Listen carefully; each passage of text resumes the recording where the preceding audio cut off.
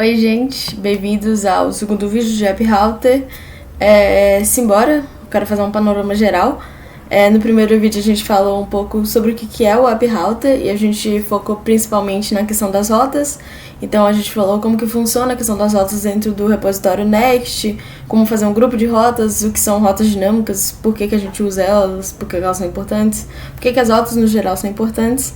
E aí nessa aula, então, como eu falei na primeira aula, a gente vai tratar sobre Server Components e Client Components, que vocês já tiveram um grande spoiler na videoaula do Paulo de React. Mas é que essa questão de servidor e cliente e tudo mais tem tudo a ver com o que ele estava falando, com a questão de componentes do React e tudo mais. Então a gente vai falar isso, basicamente o resuminho da aula vai ser introduzir um pouco isso, depois falar da questão da relação cliente-servidor, depois falar especificamente de Server Components, faço as vantagens, os tipos de renderização que a gente pode ter dentro desse mundinho. E depois falamos do Client Components, as vantagens e algo que eu esqueci aqui de falar, mas enfim, a gente vai dar um panorama geral mostrar uma tabelinha para vocês comparando esses dois, Server Components e Client Components. Mas vamos começar. Eu queria começar com uma definição, né? Que eu tenho muito. A gente tem muito falado de renderização, de renderizar. E o que seria renderizar? Renderizar é justamente pegar o código. Então, eu escrevi aqui, sei lá, algum código. Você vai pegar isso e vai fazer isso transformar em uma interface de usuário, em uma UI. Então, no nosso... deixa eu abrir aqui o negócio que eu esqueci de abrir. Mas, bem de buenas, dá um clear, dev. Então, aqui no nosso querido localhost, eu escrevi aqui o código para ele ser aqui no page.txt. Eu escrevi esse código e a partir desse código ele tá me retornando isso daqui, né? Uma página que o cliente vê, que eu como cliente estou vendo agora, um opa bom. E é basicamente isso, está renderizando, que é justamente essa transformação do código para a interface. E dentro do Next, né, dentro do React e consequentemente o Next, a gente consegue ter essa renderização meio que por duas facetas. O client side, que é a questão do cliente, e o server side, que é a questão do servidor. E aí, para entrar nesse mérito, eu queria falar um pouquinho para vocês sobre a relação cliente-servidor. Então, olhem aqui essa questão desse meu mapa mental aqui. A gente tem um cliente aqui, que ele tem o seu notebookzinho, o seu browser. Temos um servidor, que é onde você vai estar armazenando o seu código, né? E o código fonte. E aí, qual que é essa relação, né? O cliente, eu tô aqui e eu quero ir na Riachuelo. E na Riachuelo eu quero pesquisar alguma coisa. Então, eu fui aqui no meu browser, fui aqui no meu notebook, pesquisei na Riachuelo infantil, que eu vou ter uma festa, quero comprar alguma coisa pra minha afilhada. E aí, ok. E aí, aqui no meu browser eu pesquisei infantil. E na hora que eu pesquisei infantil, esse browser vai lá pro servidor e falou: servidor, a tchutchuca aqui quer pesquisar infantil, tu pode fazer esse bom pra gente? Aí o servidor falou: pesquisar infantil? Então deixa eu ver aqui, deixa eu ver se eu tenho instaurado aqui no meu código fonte o que deve acontecer quando ela faz essa requisição de pesquisar infantil. Aí o código fonte não, quando ela clica em pesquisar infantil aqui, é pra aparecer essa página aqui com esses cards e tudo mais, essas fotos e tudo mais, e é isso que tem que aparecer, servidor. Manda lá pro browser, por favor. Aí o servidor falou: browser, tá na mão, cara, é isso aqui que tem que aparecer. Aí vai aparecer aqui na nossa telinha que o cliente vai ficar o quê? Feliz. Estou feliz, vou comprar a minha, sei lá, jardineira de criança. E é basicamente isso que acontece. E é a partir desse panorama que a gente tem toda essa relação de cliente e servidor. Então o cliente faz uma request, uma requisição, no browser, né? No browser. E esse browser vai mandar para o servidor. Aí falando, ó, a gente tem essa requisição. Ele vai chamar o servidor. O servidor vai responder a requisição mandando justamente a interface de usuário, que é o que a gente está vendo aqui, né? Que a gente apertar aqui infantil, a gente recebeu essa página, essa interface de usuário para a gente interagir. E isso é de acordo com o que a gente foi pesquisar, de acordo com o código-fonte, o que ele acha apropriado mandar pra gente, né? E aí ele retornou aqui pro nosso browser, a gente conseguiu ver tudo mais, cliente feliz. É basicamente isso. E beleza. Essa é a relação do cliente-servidor que eu queria mostrar pra vocês. Agora vamos pro próximo tópico, que seria de Server Components.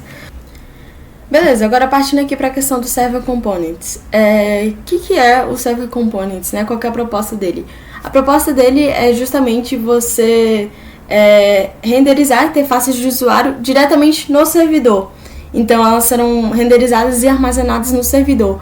E por que diabos você gostaria de fazer isso, né? Quais são as vantagens de ter esse tipo de configuração?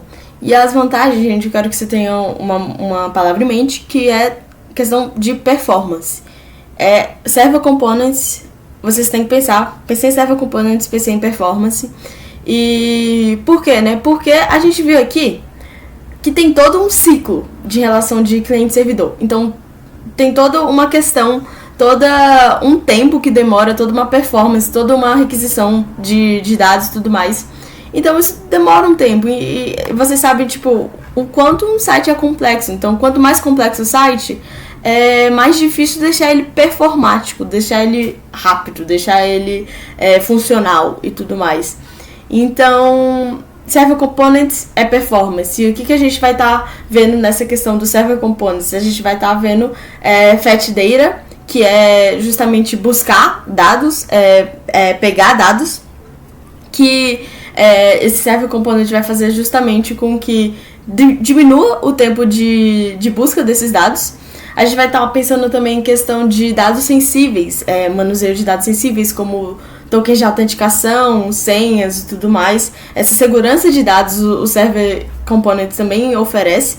E a gente também pode pensar na terceira vantagem, que como as interfaces de usuário são armazenadas dentro do servidor, algumas requisições que são feitas constantemente, como por exemplo aqui, tipo assim, você sabe que o usuário, ao entrar aqui, tem a possibilidade de clicar nisso daqui, né, nessas rotas, etc, por exemplo. Então são requisições que são feitas constantemente. Se você quer que o usuário ele navegue nas abas do site.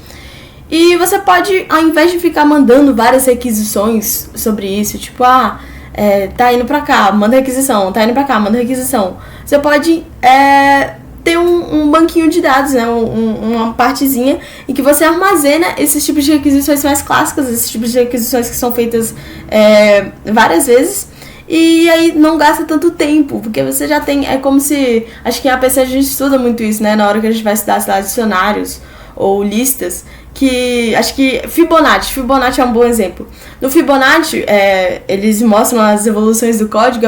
O primeiro código que você faz é um código todo lascado, né? É sempre assim. É um código que tem cheio de if, você tem que sempre ir mandando o negócio. E aí, quando você vai evoluindo na questão do código, você vê que, eu posso armazenar o Fibonacci de 0 aqui nessa lista, por exemplo, ou o Fibonacci de 1, que sempre quando eu vou pegar o Fibonacci de, sei lá, 1340, o Fibonacci de 1 e o Fibonacci de 0 vai aparecer. Então eu posso já ter esse dado armazenado para eu não precisar rodar o código. Então Server Components é sobre isso, é sobre o querido código de Fibonacci. E um exemplo interessante do Server Components que eu posso mostrar aqui para vocês a gente vir aqui na barra de pesquisa. A barra de pesquisa, o usuário ele pode escrever o que ele quiser, o que ele der na dele. Se ele quiser escrever Roberto Carlos aqui, eu posso. E como que o desenvolvedor vai pensar que eu posso escrever Roberto Carlos, sabe? Então isso é algo que vai além do que o dev tá pensando. Então eu vou escrever Roberto Carlos, quando eu escrevo Roberto Carlos, ele tem que buscar o dado, buscar no banco de dados dele. Cara, a gente tem alguma coisa em relação ao Roberto Carlos, então eles vão buscar lá no banco de dados deles e falar, caramba, a gente não tem. Então manda pra ela que a gente não tem. Então é tudo uma questão de performance, sabe? Tipo, é uma questão de eu estou buscando algo e eu espero algo em retorno e eu quero que esse algo que apareça pra mim, entendeu? É uma questão de funcionalidade. É uma questão de... Enfim, performance. Essa é a palavra do dia, galera. E aí, falando sobre as vantagens, agora a gente pode falar também de tipos de renderização. Aí, beleza, vamos falar dos tipos de renderização. Dentro do Seven Components, a gente tem 3 tipos de renderização. A gente tem a renderização estática, que é a renderização padrão, renderização dinâmica e a renderização por streaming. E quais são as diferenças, né? A renderização estática, como o próprio nome diz, são rotas renderizadas em build time, que são rotas renderizadas quando o código compila. O código compilou, é isso aqui que a gente tem. A gente tem, o código tá funcionando, tá rodando, rodou o código, é isso que a gente tem. E a gente tem também, ou além de build time, a gente pode, as rotas podem ser renderizadas em runtime, que é a partir do momento que você run, né, que você clica e você quer receber alguma ação. O código tá correndo, o código tá funcionando. E esse runtime é após a revalidação dos dados, que é após... Então, por exemplo, eu quero... eu cliquei aqui para atualizar o banco de dados. Cliquei aqui, ele vai atualizar o banco de dados está atualizado, ele está compilado, então ele está aqui. Então, esse runtime. E por que isso é interessante, né? E nessa questão da renderização estática, a gente vai ter muito a questão dos landing pages, que eu acho que é uma das páginas do projeto final de vocês vão ter que fazer uma landing page. E a landing page, ela vem justamente com essa proposta de ser estática. Ela já está pronta para o usuário. Ela não precisa rodar nada não precisa fazer com que o usuário faça alguma request para ela aparecer. Ela tá lá, ela aparece para você. E um exemplo aqui, né, eu quero só frisar aqui, tipo... enquanto vocês vão construindo o site de vocês, o projeto de vocês vão perceber que você vai mesclando várias coisas, né? Então você vai mesclando a questão de server component com client component, com, enfim, renderizações e tudo mais. Isso é normal, tá? As coisas misturadas. Mas aqui, quando a gente clica, vamos aqui no site da Riachuelo, né? E a gente clica aqui na Riachuelo, vocês podem ver que a navbar, ela permanece aqui, ela tá renderizada. Ela é algo que não vai depender... do que o usuário, dos dados do usuário, ou vai depender de algum tipo de request do usuário. Ela tá aqui, ela é assim, ela vai permanecer assim. Então é um bom quesito. Então, para frisar, assim, então a renderização estática é útil quando você não tem algum tipo de dado do usuário, quando você não tem algum tipo, o do usuário não precisa botar o nome dele para funcionar, ou não precisa fazer alguma requisição, com dados que ela funciona com dados que são disponíveis a partir do que a gente já bota o código para rodar. Isso que é a renderização estática. Agora, a renderização dinâmica. Renderização dinâmica, como o próprio nome diz, é dinâmico. Então, ele precisa de uma movimentação, né? Ele precisa de algum esforço. E esse esforço, ele vai vir a partir de algumas coisas, né? Então, por exemplo, a gente tem os nossos cookies. Os cookies, quando você entra no site, né? Ele fala, você permite cookies? Eu permite. Ou questão também de parâmetros, né? Eu falei mais cedo no vídeo, eu usei a questão aqui da barra de navegação de pesquisa, né? Barra de pesquisa. Então, aqui eu estou buscando um parâmetro, né? Vestido feminino, é um parâmetro que eu estou passando aqui para ele e ele precisa me renderizar alguma coisa em resposta a isso. Então, esse é um tipo de renderização dinâmica, por exemplo. Ou também, enfim, essas coisas. São renderização dinâmica, é uma renderização que precisa de um dinamicismo mesmo, né? De dados, ele precisa que você cite alguma coisa para ele buscar. Ele precisa de dados que não estão dentro do banco de dados dele, sabe? Tipo, quem diria que eu ia aqui vir pesquisar Roberto Carlos? Quem diria? Ninguém diria. Eu tô dizendo agora. Entendeu? Então são requisição de dados que não estão armazenados. O Roberto Carlos não está armazenado no banco de dados da Riachuelo. É algo que eu busquei. Então, essa é a questão da renderização dinâmica. Então, a última renderização é a renderização de streaming. E essa renderização de streaming, ela é meio que o que já estava acontecendo aqui na Riachuelo, para ser sincera, que é uma renderização que ela vai te dar migalhas. Essa é a minha analogia de hoje, entendeu? Ela vai te dar migalhas. Ela pensa, cara, a gente tem uma página, que é uma página, pode ser uma página muito pesada, cheia de imagens, cheia de animações e etc. Então vamos dando pro usuário pequenas coisinhas que a gente já pode ir renderizando e já pode ir mandando pra ele não ficar esperando, pra ele não ficar impaciente. Então a renderização por streaming é justamente para você dar uma fluidez de interface de usuário pro cliente, né? É pra você ver pra você oferecer pra ele como se fosse, calma, a gente já te entregou isso, É entregar partes da página enquanto toda a página não carrega ainda, entendeu? Então, por exemplo, a gente vê aqui na Riachuelo, olha, já entregou aqui um Riachuelo, aqui um frete, entendeu? Ele já vai entregando pequenas coisas. É bem sutil, é uma sutileza que te traz um conforto, entendeu? Se fosse uma página que ficar carregando e tudo mais, que não tem nada, é só uma página em branco que tá carregando tudo, você meio que fica impaciente, entendeu? Então esse que é o Pro Streaming, e o App Router, por default, né, por funcionalidade, por configuração padrão, ele já te permite essa renderização por streaming. Quando eu boto aqui quando a gente criou o repositório, a gente já vem com esse layout, page.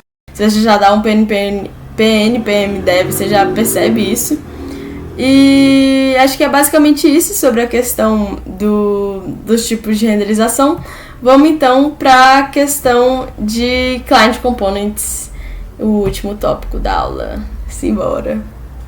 Então, beleza. Partindo para a questão do Client Components. Se no Server Components a gente tem a questão da performance, a questão da gente buscar algo, a gente querer isso rápido, a gente querer ver uma coisa funcional, ver algo que, tipo, condiz com o que eu estou buscando.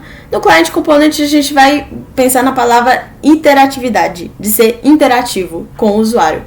Então, no Client Component, qual que é a questão, né? Ele busca escrever UIs interativos que são pré-renderizados no servidor e utilizam do JavaScript, né? Do código JavaScript, para fazer essa interação com o usuário. Então, isso aqui o Paulo falou muito nas aulas de React dele, porque ele usou os hooks. Os hooks são um grandíssimo exemplo do que é o Client Component. Os hooks são ferramentas que a gente usa justamente para criar essa interatividade com o usuário, né, por meio do navegador.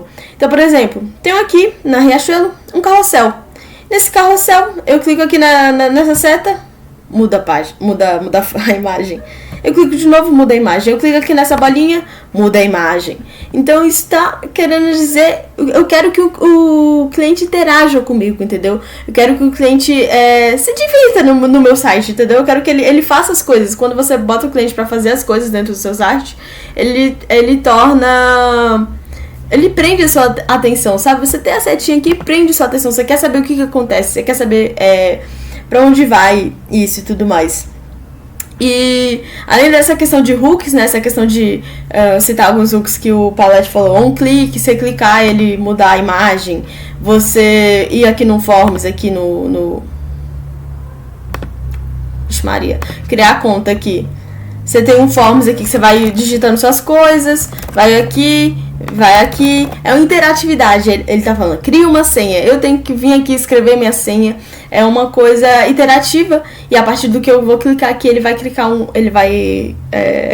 criar um usuário para mim. Mas é uma coisa que a gente usa alguns hooks, que a gente usa state. Aqui no Carrossel é um bom exemplo. Carrossel, ele tem a questão do one click aqui na setinha. Você tem a questão do use state, que ele tá mudando a imagem aqui. Esse tabloide aqui é como se fosse uma div, né? É uma tag que ela tá mostrando uma imagem. E ela mostra uma imagem por vez. eu clico aqui, ela tá me mostrando essa imagem. Então o estado dessa imagem mudou, né? Que agora não é fragrâncias, agora é esse trem aqui de almofada. Os state e os effect, quando o Paulo usou lá também a questão do forms, on change, enfim, esses hooks que o Paulo mostrou na questão do React, tem muito mais. Gente, tem muito hook de React. Vocês podem ir brincando com isso. E além disso, também, outro exemplo, assim, outra vantagem do Client Component, além desses usos de hooks e da interatividade, a gente também tem a interatividade em questão à localização, por exemplo. Então, quando você vai aqui no Maps, no Maps, e ele te pede aqui, você tem como me fornecer a localização de... Cadê a minha localização? Tô por aqui, ó. Tô no Guará City. A minha localização é uma coisa que ele teve a partir do meu browser. Então, como que ele tá sabendo da minha localização, né? Ele tá sabendo da minha localização porque o meu browser, a API do meu browser, forneceu isso pra ele. Porque é o que eu estou usando aqui forneceu isso pra ele. Então, uma das vantagens também do Client Component é usar APIs que você tem no seu browser. Então, APIs do seu browser, os hooks, tudo isso cai no colo da interatividade, lembre disso. Server Component, Performance, Client Component, interatividade. E aí um dos exemplos que o Paulette usou na aula dele foi a questão do contador, né? Que você ia apertando mais, ele ia somando, enfim, a interatividade. O usuário ia apertar o mais. Essa aqui, questão daqui também do carrossel, outro exemplo de interatividade. Eu clico aqui na bolinha, ele vai para a primeira imagem. Eu clico na segunda, ele vai para a segunda imagem. E tem isso. E aí eu quero lembrar uma coisa que eu falei pra vocês na aula passada, que quando a gente cria um page.tsx aqui, ele por default é server component. E como que você pode fazer com que ele vire client component? Você vem aqui no início do arquivo, vai escrever essa diretiva aqui, use client. Escreveu use client aqui, ele vira client component. E assim, automaticamente, né? Você escrever aqui, ele vai virar. E é basicamente isso, bem simples. E eu queria dar uma dica pra vocês, porque vocês já passaram dessa parte do CSS, do Figma e tudo mais. E então vocês já sabem mais ou menos como é que vai ficar. Vocês já vão, nessa parte dos códigos, vocês já vão saber mais ou menos o que o seu site vai proporcionar para o usuário, o que ele vai fazer, quais são as funcionalidades e tudo mais. E quando vocês forem criando o site, criando as páginas, pense no que ela vai proporcionar e no que ela precisa, né? Então, a gente está aqui na homepage. O que essa homepage da Riachuelo precisa? Ela precisa de um carrossel que fique atualizando as imagens, mostrando promoções, por exemplo. Então, um carrossel. Atualizar a imagem que mostra. Atualizar a imagem e os state. E os state, ele atualiza o estado de uma imagem. Então, se a imagem aqui é de meu São João, agora é de fragrâncias, que é uma nova imagem. Eu vou ter nesse carrossel, vou ter uma seta, por exemplo. Tem uma seta aqui, essa seta, eu preciso que ela faça alguma coisa quando eu clico nela. Eu clico nela, ela vai pra outra imagem. Eu clico nessa bolinha, ela vai pra outra imagem. Pra primeira imagem, né, no caso. Então, pensem, tipo, antes de vir pra código ou alguma coisa assim, pensem no que cada questão, cada componente precisa. E aí, quando você pensa isso, você pesquisa, gente. Você pode pesquisar aqui, hooks React. Usem na nossa documentação. Quando você já tem bem estruturado o que precisa, fica mais fácil de vocês montarem um código de fato, sabe? Usarem JavaScript e TypeScript para entender, para fazer virar realidade o que vocês estão pensando na sua cabeça, entendeu? Quando você só vai criando código assim, meio louco, fica muito mais difícil, vocês vão ter muito mais problemas. Então, já pense isso antes, tipo, põe no papel, põe no Figma, põe sei lá onde. O que você espera que as coisas façam. E depois vai pesquisando na internet. A internet é nosso melhor amigo, como deve. deu problema, pesquisa na internet, usa o Stack Overflow aqui pra resolver as suas briguinhas. Ou pergunta pra gente também, que é instrutor, porque muitos problemas também são repetidos, né? Muitos erros que que vocês têm são erros que a gente teve também. Então, estejam avontes para isso. E aí, no final aqui, eu queria mostrar para vocês, aqui no Next, a documentação do Next, que é o que eu usei para fazer essa videoaula. Aqui eles têm, nessa parte de Building Your Application, né, criando sua aplicação, nessa parte de renderização, eles mostram aqui essa tabelinha. Que essa tabelinha, ela funciona justamente mostrando a diferença do Server Component com o Client Component. Então, Fetch Data, se tem alguma busca de datas, é Server Component. Se tem algum acesso de back-end, é Server Component. Se tem alguma coisa, informação sensível, né, de token ou tudo mais, Server Component. Dependências grandes, Server Component. Aqui, interatividade, on-click, on-change, que a gente está falando, Client Component. Os state, os effect, Client Component. Browsers de API de browsers, né, Client Component. Hooks customizados, Client Components, enfim. Essa aqui é uma tabelinha que eu quero mostrar para vocês, só para dar um panorama geral do que a gente falou aqui hoje. E se vocês tiverem alguma dúvida em relação a qualquer coisa, pode me buscar. Tentarei responder o mais rápido possível.